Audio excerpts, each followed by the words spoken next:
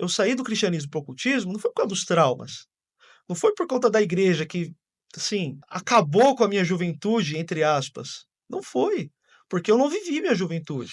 Eu não fui um jovem que foi pra balada, eu não fui um jovem que bom até, né, mas eu não fui um jovem que aprendeu o que era o mundo. E vou falar pra você, quem cresceu na Universal, tá assistindo esse vídeo, sabe, é uma bolha, você tem tudo lá, você tem um streamer, você tem um jornal, você tem uma revista, você tem um canal de TV, você tem tudo.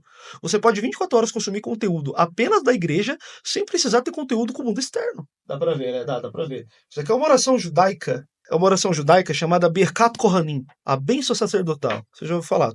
Em português seria algo como que que o Senhor teu Deus te guarde, que o Senhor teu Deus ilumine seu rosto sobre ti, que o Senhor teu Deus tenha misericórdia de ti. Essa foi a primeira oração que o povo hebreu recebeu de Od Revav He. Foi uma oração dada para Arão. Arão, irmão de Moisés. Depois, quando eles terminavam o momento de expiação, que era uma vez por ano, os sacrifícios que davam para Yod Revav He. Engraçado que hoje em dia as religiões afro fazem sacrifício animal e a galera critica, mas tudo bem. Conheci o vitriol, conheci a filosofia maçônica, e isso foi me aprofundando no ocultismo. Estudei o budismo, enfim, e entendi que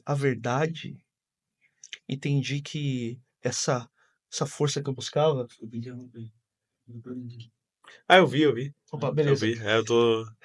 Entendi que a força que eu buscava não estava numa religião, não estava no céu, não estava nos templos, nos líderes, estava aqui dentro. Aí eu comecei uma viagem para dentro de mim, uma viagem pro oculto. Não, e o grande detalhe é que Jesus Cristo prega isso. Ele disse: o reino dos céus está onde? Dentro de vós. Dentro, tá aqui dentro. Dentro de vós. O Pai não Eu está li a separado. Bíblia, Wesley. Eu estou no Pai, o Pai está em mim Sim, e está em vós. sim, é o todo. Eu li a Bíblia mais de 20 anos da minha vida, mas a religião não deixou eu entendê-la de verdade. Foi quando eu me desprendi das algemas da religião que eu comecei a olhar para dentro de mim. Eu entendi quem era eu de verdade. Comecei a ter autoconhecimento, comecei a entender de fato o que eu precisava. Comecei a entender que determinados comportamentos meus eram por conta de traumas que eu vivi, eram por conta de coisas que eu achava, que eu aprendi com os meus pais, que eu aprendi com os pastores. Foi aí que eu comecei a fazer neurociência e tal. Mas basicamente foi isso. Eu saí do cristianismo para o ocultismo não foi por causa dos traumas. Não foi por conta da igreja que, assim, eh, acabou com a minha juventude, entre aspas. Não foi, porque eu não vivi minha juventude. Eu não fui um jovem que foi pra balada, eu não fui um jovem que bom até, né, mas eu não fui um jovem que aprendeu o que era o mundo. Eu sabia. Eu vivia naquela bolha.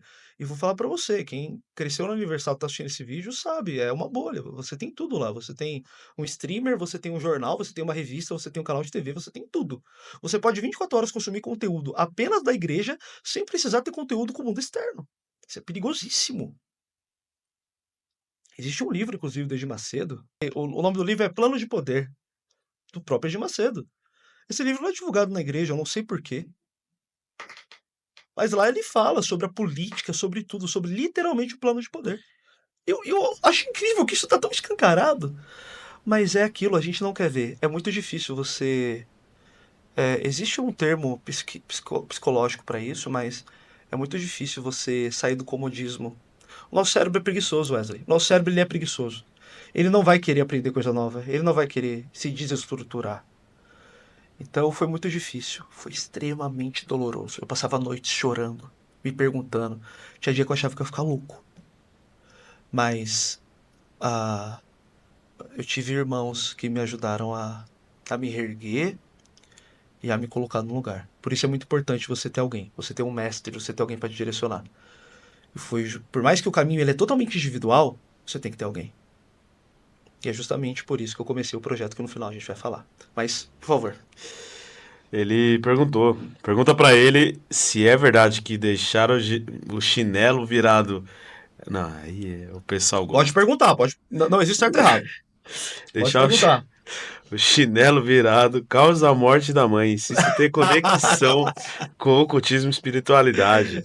A má Existe. fase do Corinthians tem relação com a espiritualidade? Talvez. Fiquei sabendo Talvez. que a arena foi construída em cima de um.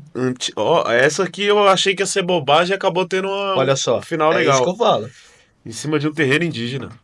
Duas perguntas, então. O chinelo causa a morte da mãe Tá. pra espiritualidade e a Corinthians tá, não sei quantos anos, ganhou o Paulista agora, mas Sim, sim. tá um tempo aí em má fase e tem alguma coisa a ver com... Eu já vi muitos. Eu não sei se é pelos jogadores ou se é pelo próprio clube, mas eu já vi ali no próprio estádio, eles fazendo muitos rituais, né? No próprio jogo.